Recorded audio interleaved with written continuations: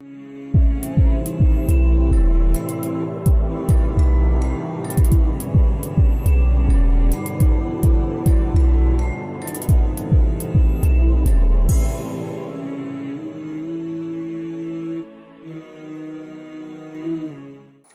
इश्रह ली सदरी व यस्सिर ली अमरी वहलुल उक़दतम मिन लिसानी यफ़क़हू क़ौली। अम्मा बाद, अस्सलामु अलैकुम व रहमतुल्लाहि व बरकातुहू।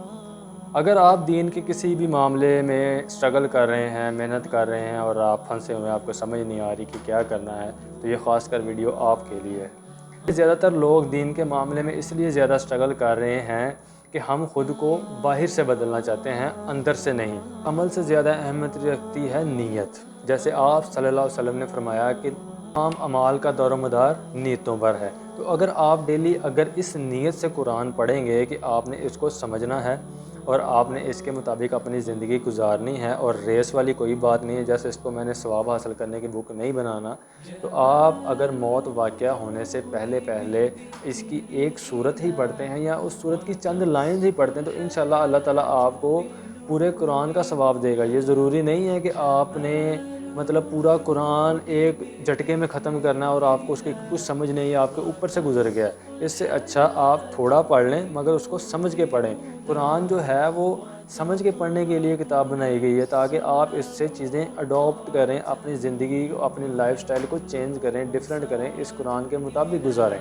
और आप जानते हैं कि मैंने आपसे नमाज से पहले कुरान का जिक्र क्यों किया है? क्योंकि कुरान जो है वो दिल को कुशादा करता है, कुरान जो है वो रूह को बेदार करता है। कुरान जब हम नमाज से पहले कुरान का जिक्र मैंने इसलिए किया क्योंकि फिर जब हम कुरान पढ़ते हैं तो हमें इस चीज़ का आइडिया होगा, इस चीज़ का अंदाज़ा होगा कि नमाज कितनी इम्पोर्टेंट चीज़ है, कितनी ज़रूरी चीज़ है। तो यहाँ कुरान के बाद चंद सब टॉपिक्स हैं जिन्हें मैं डिस्कस करूँगा, जिनमें सबसे पहला नमाज, उसके बाद तौबा, फिर दरगुजरी, फिर शुक्रगुजारी, और उसके बाद तहज्जुद, और उसके बाद last but not least but important जो पार्ट है वो है सदका।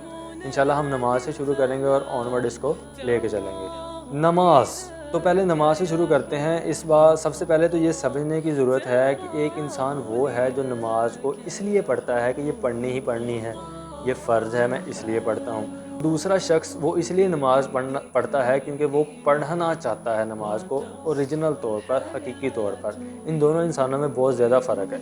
वैसे ज़्यादातर इंसान यही ऐसा ही करते हैं कि वो यही समझते हैं कि नमाज सिर्फ पढ़नी ही पढ़नी है, इसलिए मैं पढ़ रहा हूँ। और दोनों की वजूहात जो है वो अपनी जगह ठीक है, मगर जब आप नमाज को ड्यूटी समझकर पढ़ेंगे तो आप जल्द ही उकता जाएंगे और आपको नमाज भारी लगना शुरू हो जाएगी। नमाज का मकसद है अल्लाह ताला से मुलाकात, अल्लाह ताला से गुफ्तगू, और हर सजदे में अल्लाह ताला आपसे गुफ्तगू नहीं करता।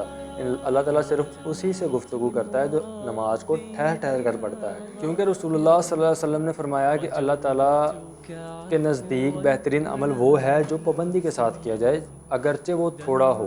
तो आपने नमाज पढ़ते वक्त क्वांटिटी का नहीं, क्वालिटी का ध्यान रखना है कि आपकी नमाज की क्वालिटी क्या है, आप किस क्वालिटी के साथ नमाज पढ़ रहे हैं। रकतों को तवील करने के चक्कर में आपने अंधाधुंध सर नहीं मारने अपने ज़मीन पर और आपको पता ही नहीं है कि आप नमाज में क्या पढ़ रहे हैं। ऐसा आपने बिल्कुल नहीं करना। आपने जितनी भी नमाज़ पढ़नी है वो बड़े ही तरीके से ठहर ठहर कर और सलीके से पढ़नी है। जब आप खुलूस दिल के साथ नमाज़ पढ़ना शुरू करेंगे तो आपको ये पता ही नहीं चलेगा कि आपके कब छोटे सजदे ऑटोमेटिकली लंबे हो गए, कब आपकी छोटी सूरतें ऑटोमेटिकली लंबी हो गई, कब आपकी छोटी नमाज ऑटोमेटिकली लंबी होगी, जब आप खुलूस दिल से नमाज़ पढ़ेंगे। और अगर आप नमाज को ड्यूटी समझकर पढ़ेंगे तो उसका फ़ायदा नहीं है, क्योंकि क्वालिटी जो है वो ज़्यादा मैटर करती है क्वांटिटी के साथ, क्वांटिटी की निस्बत। तो आपने ख्याल रखना है कि आपने क्वालिटी अच्छी करनी है, ना कि क्वांटिटी। और दूसरी बात मैं आपको यहाँ पे बताता चलूँ कि दिन रात में सुबह से लेकर शाम तक जो है हमारी फ़र्ज़ नमाज की अकाउंटेबिलिटी है, ठीक है। टोटल 17 रखते हैं जो आपने कल क़यामत के दिन जिनका जवाब देना है। हमारे यहाँ सिर्फ इशा की नमाज की 17 रकतें बताई जाती हैं, इल्ला माशाअल्लाह। तो आपने इस बात का ख्याल रखना है कि अगर आप दिन रात में 17 रकतें, 2 फजर की, 4 ज़ोहर की, 4 असर की, 3 मगरिब की और 4 इशा की नमाज़ें पढ़ लेते हैं फ़र्ज़ नमाज, तो आप अकाउंटेबिलिटी वाले दायरे से बाहर निकल जाते हैं। उसका हिसाब किताब जो है वो आपका ख़त्म। اور اگر آپ اس کے علاوہ جو نماز پڑھتے ہیں تو وہ آپ کی نفلی عبادت ہے، اس کا آپ کو بے حد ثواب ہے۔ آپ صلی اللہ علیہ وآلہ وسلم نے فرمایا کہ اللہ تعالیٰ فرماتے ہیں، حدیث قدسی ہے، یعنی کہ میرا بندہ فرض نماز کے بعد نفل نماز میں جب نفل نماز پڑھتا ہے اور وہ نفل نماز پڑھنے میں اتنا آگے چلا جاتا ہے کہ وہ اتنا آگے چلا جاتا ہے کہ میں اس کی آنکھیں بن جاتا ہوں جن سے وہ دیکھتا ہے، میں اس کے پاؤں بن جاتا ہوں جس سے وہ چلتا ہے، میں اس کے ہاتھ بن جاتا ہوں جس سے وہ پکڑتا ہے۔ تو فرض کے بعد جو اہمیت ہے وہ نفل نماز کی ہے، مگر ہمارے ہاں پہلے بندے کو ڈرا دیا جاتا ہے 17 رکعتیں عشاء کی بتا کر، وہ باقی بھی نہیں پڑھتا۔ اسے بتائیں، میں نے بھی ایسے سٹارٹ کیا تھا، ٹھیک ہے، مجھے بھی پہلے یہی تھا، مگر میں نے آہستہ آہستہ فرض پڑھنے سٹارٹ کیا۔ جب آپ فرض پڑھنا سٹارٹ کرتے ہیں تو نفل آپ آٹومیٹکلی ساتھ سٹارٹ ہو جاتے ہیں، تو آپ پہلے فرض سے سٹارٹ کریں، انشاءاللہ نفل آپ کے بھی سٹارٹ ہو جائیں گے۔ ہر گناہ کو نیکیاں نہیں مٹا سکتے، کچھ گناہوں کو عبادتیں بھی مٹاتی ہیں۔ تو آپ نے کوشش کرنی ہے کہ آپ جو نماز پڑھ رہے ہیں وہ کوالٹی کے لحاظ سے پرفیکٹ ہو، تھوڑی عبادت ہو مگر اللہ کے ہاں وہ مقبول ہے۔ آج ہماری نمازیں پوری نہیں ہیں، مختصر ہم نے کر دی ہیں اور وہ پوری بھی نہیں، ان میں ہم پڑھ کیا رہے ہیں ہمیں کچھ علم نہیں ہے۔ ساتھ میں آپ کو ایک ٹپ بھی دے دیتا ہوں کہ ہمارے جو خیالات آتے ہیں نماز میں، کبھی ہمارا مائنڈ کہیں جا رہا ہے کبھی کہیں جا رہا ہے، اس کی مین وجہ یہ ہے کہ ہمیں پتہ ہی نہیں ہے کہ ہم نماز میں پڑھ کیا رہے ہیں۔ سب سے بڑی مین ریزن یہ ہے کہ ہمیں پتہ ہی نہیں ہوتا کہ ہم پڑھ کیا رہے ہیں، ہمیں نماز کا ترجمہ نہیں آتا۔ اگر آپ نماز کا ترجمہ یاد کریں اور آپ جب پڑھ رہے ہو آپ کا مائنڈ ترجمے کی طرف ہوگا تو آپ کے مائنڈ میں دوسرے خیالات نہیں آئیں گے۔ ہمارے ساتھ کیا ہوتا ہے کہ ہم پڑھ کچھ رہے ہوتے ہیں اور مائنڈ میں کچھ اور چل رہا ہوتا ہے، کیونکہ مائنڈ خالی نہیں رہ سکتا، مائنڈ میں کوئی نہ کوئی خیال آنا ہی ہے۔ اگر آپ مائنڈ کو ترجمے کی طرف مصروف نہیں کریں گے تو مائنڈ کہیں اور طرف چلا جائے گا۔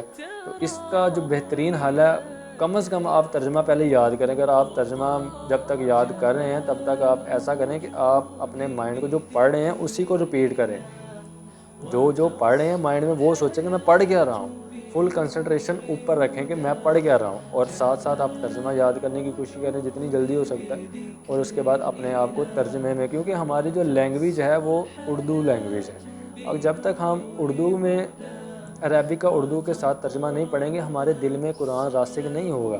صحابہ کرام اور عربیوں کے جو دل میں قرآن جو ہے اثر کرتا ہے وہ اسی وجہ سے کرتا ہے کہ ان کی لینگویج عربک ہے، انہیں جو پڑھا جاتا ہے وہ سمجھ آتی ہے، ہمیں جو پڑھا جاتا ہے وہ سمجھ نہیں آتے۔ تو اس لیے یہ ضروری ہے کہ آپ دعا بھی مانگ رہے ہیں، نماز پڑھ رہے ہیں تو اس میں آپ یہ چیز شامل کریں کہ جو آپ پڑھ رہے ہیں اس کا آپ کو پتہ ہو کہ آپ کیا پڑھ رہے ہیں، تو انشاءاللہ آپ کی کنسنٹریشن لوز نہیں ہوگی۔ اس کے بعد جو دوسرا پوائنٹ ہے وہ ہے توبہ۔ ہم دن میں کئی ایسے گناہ کرتے ہیں جن کا ہمیں پتہ ہی نہیں ہے کہ ہم نے یہ گناہ کر دیا ہے۔ سب سے پہلے تو یہ سمجھنے کی ضرورت ہے، گناہ کی ڈیفینیشن سمجھنے کی ضرورت ہے۔ ہمارے معاشرے میں آج کل یہ بڑی مسکنسیپشن پائی جاتی ہے، انہیں پتہ ہی نہیں ہے کہ گناہ ہے کیا۔ آپ صلی اللہ علیہ وسلم نے فرمایا گناہ وہ جو تمہارے دل میں کھٹکے کہ یہ گناہ ہے، یہ بری بات ہے، یہ میں نے نہیں کرنا، وہ گناہ ہے۔ کوئی بھی ایسی چیز ہے جس میں آپ کے دل نے گواہی نہیں دی کہ یہ چیز غلط ہے، وہ گناہ ہو جانا۔ تو ہمیں ہمارے معاشرے میں اس چیز کا لیک آف نالج پایا جاتا ہے کہ ہمیں پتہ ہی نہیں ہے، گناہ کی ڈیفینیشن ہی نہیں پتہ کہ گناہ ہے کیا۔ ہم دن میں کئی ایسے گناہ کرتے ہیں کہ ہمیں ان چیزوں کا پتہ ہی نہیں ہوتا۔ تو جب ہم پتہ ہی نہیں ہے ہمیں کہ ہم گناہ کر رہے ہیں تو ہم توبہ کیسے کریں گے؟ تو اسی لیے کہا گیا ہے کہ اٹھتے بیٹھتے چلتے پھرتے توبہ کرتے رہا کریں، اللہ تعالیٰ کی حمد و ثنا، اللہ تعالیٰ سے معافی مانگتے رہا کریں۔ جتنی دفعہ آپ اللہ تعالیٰ سے توبہ کریں گے، معافی مانگیں گے، اللہ تعالیٰ آپ کو پاک کر دیں گے، تو آٹومیٹکلی آپ کا دل اللہ تعالیٰ کی طرف مڑے گا۔ جب اللہ تعالیٰ سے دوری کم ہوتی ہے تو پھر آپ کو عبادتوں میں لذتیں آنی شروع ہو جاتی ہیں۔ ہماری اللہ تعالیٰ سے دوری کی مین وجہ جو ہے وہ گناہ ہی ہے۔ گناہ انسان کو اندھا کر دیتا ہے اور پھر نہ اسے خدا نظر آتا ہے نہ اور خدا کی مخلوق نظر آتی ہے، وہ گناہوں میں چلتا چلا جاتا ہے۔ تو اس لیے ہم دن میں اپنے اوپر بہت سارے ظلم ایسے کر بیٹھتے ہیں جن کا ہمیں علم ہی نہیں ہوتا۔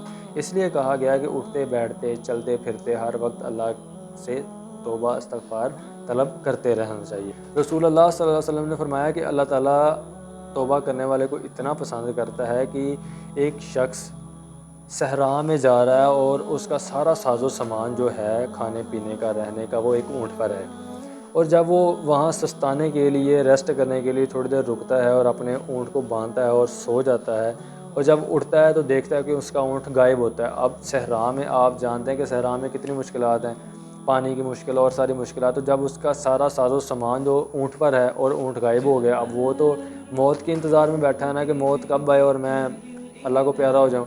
اور اسی چکر میں اس کی پھر آنکھ لگ جاتی ہے.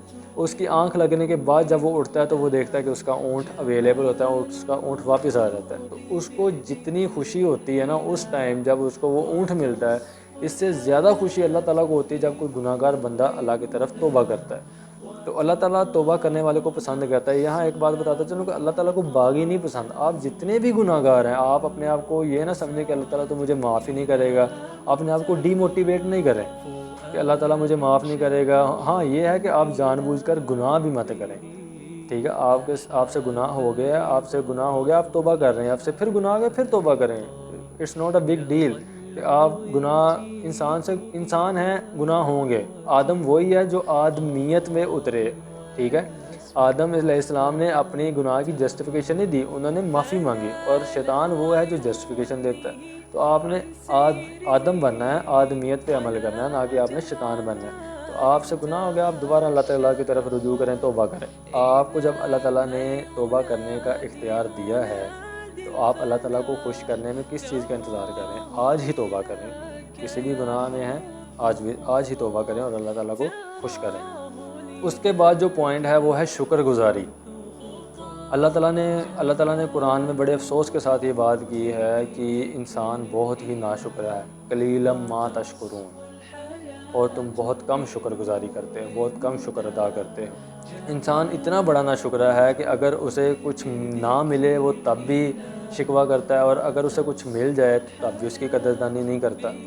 ہم بہت بد نصیب لوگ ہیں کہ ہم خوش ہونے کے لیے جو ہے وہ بڑے بڑے مواقع، بڑے بڑے لمحات کا انتظار کرتے ہیں. ان کے دوران جو چھوٹے چھوٹے کام ہوتے ہیں، چھوٹے چھوٹے فیصلے ہوتے ہیں، چھوٹے چھوٹے موقع آتے ہیں، ہم ان کو اگنور کر دیتے ہیں. اللہ تعالیٰ قرآن میں فرماتے ہیں تم شکر ادا کرو گے میں تمہیں اور دوں گا. یہ کتنا کا مشکل کام ہے اللہ تعالیٰ کو شکر ادا کرنا. اللہ تعالیٰ نے ہمیں کتنی ہی ایسی نعمتیں دی ہیں جو ہماری اوقات سے ہی زیادہ ہیں، مگر ہمیں ان کا کبھی احساس ہی نہیں ہوتا. پتہ ہے نعمتیں حاصل کر لینا کام نہیں ہے، نعمتوں کو سنبھال کے رکھنا زیادہ امپورٹنٹ کام.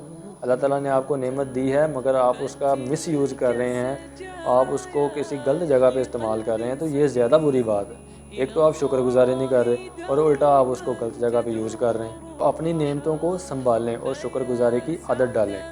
رسول اللہ صلی اللہ علیہ وسلم نے فرمایا کہ مومن کا معاملہ عجیب ہے، کا ہر معاملہ اس کے لیے بلائی ہے، اور یہ بات صرف مومن کے لیے میسر ہے، کسی اور کے لیے نہیں. اسے خوشی اور خوشحالی ملے تو وہ شکر کرتا ہے، اور اگر اسے کوئی دکھ تکلیف پہنچ جاتی ہے، اسے کوئی نقصان پہنچ جاتا ہے تو وہ اللہ کی رضا کے لیے صبر کرتا ہے، کیونکہ یہ بھی اسی کے لیے بلائی ہوتی ہے.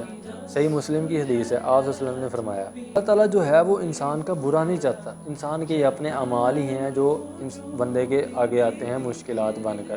تو جب آپ شکر گزاری کرنا شروع کریں گے تو آپ کو پتہ چلے گا کہ آپ کے پاس جو ایک روٹی کا ٹکڑا ہے وہ کب ایک کھیت بن گیا، اور آپ کے پاس پانی کا جو ایک قطرہ ہے وہ کب ایک سمندر بن گیا، آپ کو نہیں پتہ چلے گا. تو کوشش کریں شکر گزاری کی عادت ڈالیں. تھوڑا ہے اس پہ بھی شکر کریں، زیادہ ہے اس پہ بھی شکر کریں، اس پہ زیادہ شکر کریں کہ اللہ تعالیٰ نے مجھے یہ دے کر آزمایا ہے کہ میں اس کو اللہ کی راہ میں صرف کروں اور جنت حاصل کر لوں. دنیا میں مال خرچ کر کے جنت حاصل کرنا سب سے آسان کام ہے. تو اس لیے آپ مومن بنیں اور اللہ تعالیٰ کا شکر ادا کرنے کی اپنے اندر عادت ڈیولپ کریں. یہ جو چیزیں ہیں یہ ڈیولپ کرنے سے آتی ہیں. ہم سمجھتے ہیں کہ ہمیں بائی برتھ یہ چیزیں ملیں گی، بائی برتھ چیزیں یہ دی جائیں گی، یہ ہمارے اندر آٹومیٹکلی آ جائیں گی. ایسا نہیں ہے میرے بھائی. آپ کو ان ساری چیزوں کا سیکھنا پڑے گا، آپ کو ان کی پریکٹس کرنی پڑے گی، پھر آپ کو یہ چیزیں ملیں گی. شکر کرنے سے آتا ہے، نہ کہ دیکھنے سے، نہ کہ وراثت میں ملتا ہے. شکر کرنے سے آتا ہے. اس کے بعد آتا ہے درگزر کرنا. ہماری زندگی میں جو ہے یہ مشکلات، یہ پریشانیاں، ہمارا دل جو بے چین رہتا ہے ہر وقت، اس کی میں سمجھتا ہوں کہ جو مین ریزن ہے وہ یہی ہے کہ ہم معاف نہیں کرتے، ہم معاف کرنے کو پسند نہیں کرتے. ہم اللہ تعالیٰ سے یہ گمان رکھتے ہیں کہ اللہ تعالیٰ ہمیں معاف کرے، مگر ہم کسی کو معاف کر کے راضی نہیں ہیں. ہمارا اسی لیے ہمارے دل میں بدگمانیاں، دوسروں کے لیے نفرت، اسی لیے ہمارا دل جو ہے وہ بے چین رہتا ہے. ہم دوسروں کو خوش دیکھ کر اللہ سے یہ سوال کرنے لگ جاتے ہیں کہ اللہ تعالیٰ میرے ساتھ یہ ناانصافی کیوں ہے؟ اس نے تو مجھے یہ نقصان پہنچایا تھا، تو نے اسے نعمت سے نواز دی ہے. تو جب ہم یہ اللہ تعالیٰ کی مصلحتوں پر، اللہ تعالیٰ کے فیصلوں پر جب ہم کوسچن کرنا شروع کر دیتے ہیں، کوسچننگ شروع کر دیتے ہیں، تو اب ہم اللہ کو کھو دیتے ہیں. تو ہم نے اللہ تعالیٰ کے فیصلوں پر کبھی بھی کوشچن نہیں کرنا، ہم نے دوسروں کی نعمتوں پر حاسد نہیں بننا، شکر گزاری کرنے والا بننا ہے۔ ہم نے اس کو دعا دینی ہے کہ اللہ تجھے اور نوازے۔ ہم اپنے دل سے جب دوسروں کی نفرتیں اور یہ جو بدگمانیاں ہیں، رنجشیں نکال کے باہر پھینکیں گے، ہمارے دل کو آٹومیٹکلی سکون مل جائے گا، کیونکہ اللہ تعالیٰ معاف کرنے والوں کو پسند کرتا ہے۔ رسول اللہ صلی اللہ علیہ وسلم سے کسی نے پوچھا کہ یا رسول اللہ سب سے افضل عمل کون سا ہے؟ تو آپ صلی اللہ علیہ وسلم نے فرمایا کہ اللہ پر ایمان لانا اور اس کی تصدیق کرنا اور اس کے راستے میں جہاد کرنا۔ اس کے بعد اس شخص نے پھر سوال پوچھا کہ یا رسول اللہ اس سے کم درجے میں عمل کون سا ہے؟ تو آپ صلی اللہ علیہ وسلم نے فرمایا درگزر کرنا اور صبر کرنا۔ تو ہماری یہ چھوٹی چھوٹی عبادتیں ہیں جو کل قیامت کے دن ہمارے کام آئیں گی، ہماری ڈالیں بنے گی۔ ہم بڑے کے چکر میں چھوٹی بھی چیزیں چھوڑ جاتے ہیں۔ آپ صلی اللہ علیہ وسلم نے فرمایا کہ کل قیامت کے دن اخلاق سے بڑی چیز کوئی نہیں ہوگی۔ آج ہمارے اخلاق کیسے ہیں؟ ہم کسی کے ساتھ پیار سے بات کر کے خوشی نہیں ہے، ہم کسی کو معاف کر کے خوش نہیں ہیں، مگر ہم اللہ سے یہ توقع کرتے ہیں کہ اللہ ہمیں معاف کرے، مگر ہم کسی کو معاف نہیں کرتے۔ تو یہ چھوٹی چھوٹی چیزیں ہیں جو کل قیامت کے دن ہمارے سامنے ڈال بن کر کھڑی ہوں گی، جو ہماری بخشش کا ذریعہ بنیں گی۔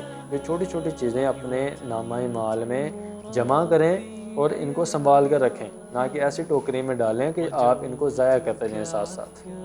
اس کے بعد جو ہے وہ تہجد ہے۔ تہجد فرض نماز نہیں ہے، مگر اس کا بہت زیادہ مقام ہے۔ آپ سوچ رہے ہوں گے کہ میں ادھر فرض نہیں پڑھتا تو میں تہجد کیسے پڑھوں گا جو فرض بھی نہیں ہے، نفلی عبادت ہے۔ تہجد کی بہت زیادہ اہمیت ہے۔ جب آپ رات کو سارے سو رہے ہیں اور آپ اٹھ کے اللہ تعالیٰ سے ملاقات کریں گے، آپ منتھ میں ایک دفعہ تہجد پڑھنے کی کوشش کریں، تہجد کی عادت ڈالیں۔ جب آپ سارے سو رہے ہیں اور رات کی تاریکیوں میں آپ اللہ تعالیٰ سے ملاقات کریں گے اور سجدے میں جب جائیں گے اور اس سکون کو آپ محسوس کریں گے، تو آپ فرض نماز کیسے نہیں پڑھیں گے؟ آپ کا آٹومیٹکلی دل مچلے گا کہ میں فرض نماز بھی پڑھوں۔ اللہ تعالیٰ آپ کو فرض نماز چھوڑنے کی جو ہے وہ اجازت نہیں دے گا، اللہ تعالیٰ آٹومیٹکلی آپ کو توفیق دے گا پھر جب آپ تہجد میں اللہ تعالیٰ سے دعا مانگے گی، کیونکہ رسول اللہ صلی اللہ علیہ وسلم نے فرمایا کہ ہمارا پروردگار بہت زیادہ بلند ہے، وہ ہر رات پہلے آسمان پر آتا ہے اور فرماتا ہے کہ ہے کوئی مجھ سے دعا کرنے والا جس کی دعا قبول کروں، ہے کوئی مجھ سے مانگنے والا جسے میں دوں، ہے کوئی مجھ سے بخشش مانگنے والا جسے میں بخش دوں۔ تو جب خاص طور پر اللہ تعالیٰ مخلوق سے فرما رہا ہے رات کی تاریکیوں میں پہلے آسمان پر نزول کر کے جیسا اس کے لائق شان کے لائق ہے، تو کیسے نہیں وہ آپ کو دیا جائے گا جو آپ مانگیں گے؟ آپ ہدایت مانگ کر تو دیکھیں۔ بیسیکلی وہ ڈاکٹر اسرار احمد رحمہ اللہ میرے استاد وہ کہا کرتے تھے کہ ہم جو ہے وہ نیک دکھنا چاہتے ہیں، ہم نیک بننا نہیں چاہتے۔ تو جب آپ نیک بننا ہی نہیں چاہتے تو آپ کو ہدایت کیسے ملے گی؟ آپ تہجد میں دعا تو کر کے دیکھیں، آپ سچے خلوص دل سے نیت کے ساتھ آپ ہدایت مانگ کر تو دیکھیں، آپ کو کیسے ہدایت نہیں ملے گی؟ اللہ تعالیٰ خود فرما رہے ہیں کوئی ہے جس سے جو مانگے اور میں اسے دوں، اور جب آپ اس ٹائم پہ اللہ تعالیٰ سے مانگیں گے تو اللہ تعالیٰ ڈیفینیٹلی آپ کو عطا کرے گا۔ اگر آپ دل بدلنے کی نیت سے تہجد پڑھتے ہیں تو آپ کا دل بھی بدلے گا اور آپ کے حالات بھی بدل جائیں گے انشاءاللہ تعالیٰ۔ آخری point last but not least جو بہت امپورٹنٹ پوائنٹ ہے وہ ہے صدقہ۔ صدقہ جو ہے وہ ہمارے دین کو اور زیادہ مضبوط کرتا ہے۔ اگر آپ اپنی جیب سے ڈیلی 50 روپے بھی اللہ تعالیٰ کی راہ میں خرچ کرتے ہیں تو اللہ تعالیٰ آپ کی جیب کو کبھی خالی نہیں ہونے دے گا۔ جب آپ کو پیسوں کی ضرورت پڑے تو آپ اللہ تعالیٰ کی راہ میں خرچ کرنا شروع کر دیں۔ یہ بات سننے میں بڑی عجیب لگے گی کہ پہلے پیسوں کی قلت ہے اور اللہ تعالیٰ کی راہ میں خرچ کرنا شروع کر دو۔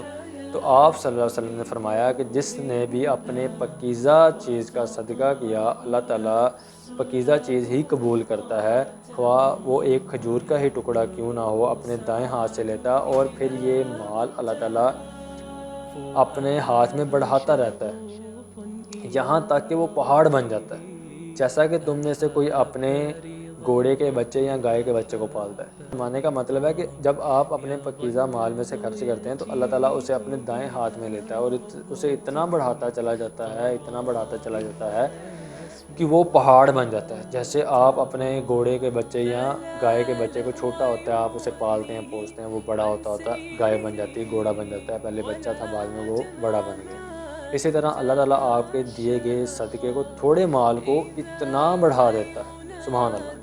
اور صدقے کے لیے ضروری نہیں ہے کہ آپ نے ہمیشہ ہی مال خرچ کرنا ہے۔ اگر آپ میں اتنی حیثیت نہیں ہے کہ آپ ڈیلی مال خرچ کر سکتے ہیں تو مسکرا دینا بھی صدقہ ہے۔ اللہ تعالیٰ کے لیے کسی کو وقت دینا وہ بھی صدقہ ہے، راستے میں پڑے پتھر کو ہٹا دینا بھی صدقہ ہے، اللہ تعالیٰ کی مخلوق کے ساتھ رحم دلی کے ساتھ پیش آنا یہ بھی صدقہ ہے۔ اور یہ سارے کام تو ہم سب ہی کر سکتے ہیں، رحم دلی کے ساتھ بھی پیش آ سکتے ہیں، راستے میں کوئی چیز پڑی ہے اسے بھی ہم ہٹا سکتے ہیں، ہم کسی کے ساتھ اللہ تعالیٰ کے لیے ٹائم بھی اسپینڈ کر سکتے ہیں، کوئی دین کی بات کر رہے ہیں، اور ہم کسی کے ساتھ مسکرا کر بات بھی کر سکتے ہیں۔ یہ ساری چیزیں جو ہے وہ ہر انسان کر سکتا ہے۔ تو آپ سمجھ لیں کہ آپ اللہ تعالیٰ کے لیے کسی بھی کام میں انویسٹ کرتے ہیں تو اس میں اللہ تعالیٰ آپ کا گھاٹا نہیں پڑنا دے گا، نہ ہی اس میں کوئی گھاٹا ہوگا۔ تو انشاءاللہ یہ چند پوائنٹ تھے، میں امید کرتا ہوں کہ آپ کے لیے سب یہ بینیفیشری ہوگا، آپ اس سے بینیفٹ حاصل کریں گے، اسے زیادہ سے زیادہ شیئر کریں اور اس کو اپنے لیے صدقہ جاریہ بنائیں، کیونکہ کچھ ایسی چیزیں ہیں جو آپ کی موت کے بعد خواہ آپ مر جاتے ہیں وہ آپ کے لیے صدقہ جاریہ رہتی ہیں۔ ان میں سے کچھ ایسی چیزیں جو آپ نے اچھی چیزیں شیئر کی ہیں، ان سے کوئی بھی شخص مستفید ہوگا، فائدہ مند ہوگا، اس کا اجر و ثواب آپ کو بھی ملے گا، اور جس نے وہ کام کیا اس کے بھی ثواب میں کمی نہیں ہوگی۔ سبحانک اللہم و بحمدک، اشہد ان لا الہ الا انت، استغفرک و اتوب الیک، وما علینا الا البلاغ المبین۔ جزاکم اللہ خیر۔